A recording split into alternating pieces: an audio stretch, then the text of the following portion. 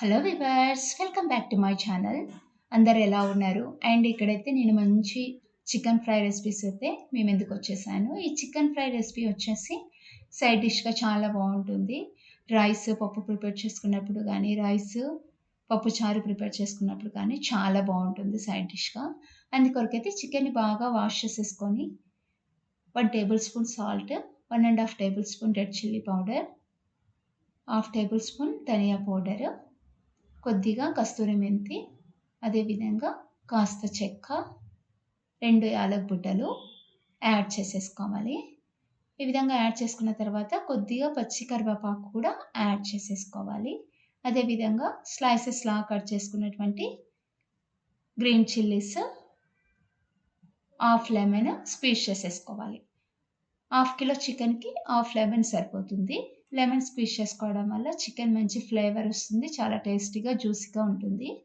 అదేవిధంగా 1 table spoon వచ్చేసి ఘీ add చేసేసుకొని, కొద్దిగా పసుపు కూడా యాడ్ చేసేసుకొని, బాగా కలిపేసుకొని 1 అవర్ మ్యారినేట్ చేసేసుకోవాలి చికెన్‌ని. ఈ విధంగా మ్యారినేట్ చేసుకోవడం వల్ల చికెన్ వచ్చేసి అన్ని ఫ్లేవర్స్‌ని బాగా పట్టుకుంటుంది.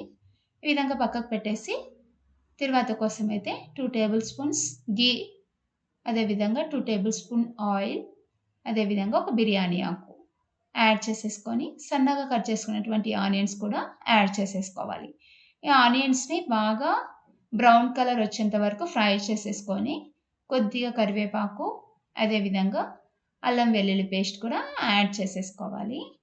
ఈ విధంగా యాడ్ చేసుకున్న తర్వాత మనం ఇందాక మ్యారినేట్ చేసి పెట్టుకున్నటువంటి చికెన్‌ని కూడా యాడ్ చేసేసుకోవాలి.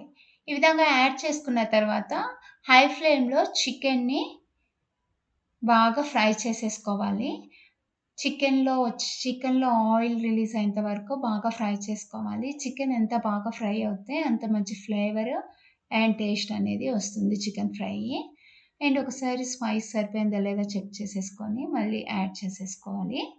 ఈ విధంగా ఫ్రై అయిన తర్వాత లిడ్ క్లోజ్ చేసేసుకొని వాటర్ రిలీజ్ అయ్యేంత వరకు బాయిల్ చేసేసుకోవాలి చికెన్‌ని. చికెన్‌లో ఉన్న వాటర్‌తోనే చికెన్ వచ్చేసి బాయిల్ అయిపోతుంది బాగా. ఈ విధంగా అయిన తర్వాత ఒక హాఫ్ బాయిల్ అయిన తర్వాత ఒక టమోటా వచ్చేసి చిన్నగా కట్ చేసేసుకొని యాడ్ చేసేసుకోవాలి. ఈ విధంగా యాడ్ చేసేసుకొని మళ్ళీ లిడ్ క్లోజ్ చేసేసుకొని బాయిల్ చేసేసుకోవాలి. చికెన్‌లో ఉన్న వాటర్ అంతా దగ్గరికి అయ్యేంత వరకు బాయిల్ చేసేసుకోవాలి. అంతే అండి. ఫైనల్‌గా హాఫ్ టేబుల్ స్పూన్ వచ్చేసి చికెన్ మసాలా అయితే యాడ్ చేసేసుకోవాలి. ఈ విధంగా యాడ్ చేసుకున్న తర్వాత ఫైనల్‌గా కొత్తిమీరతో గార్నిష్ చేసుకోవాలి. అంతే అండి, సింపుల్. నచ్చినట్లయితే వీడియో లైక్ చేసి సబ్స్క్రైబ్ చేయండి. అదేవిధంగా బెల్ ఐకాన్ అయితే ఆన్ చేసుకోండి. నేను పెట్టే ప్రతి రెసిపీ వచ్చేసి నోటిఫికేషన్‌లో వస్తుంది.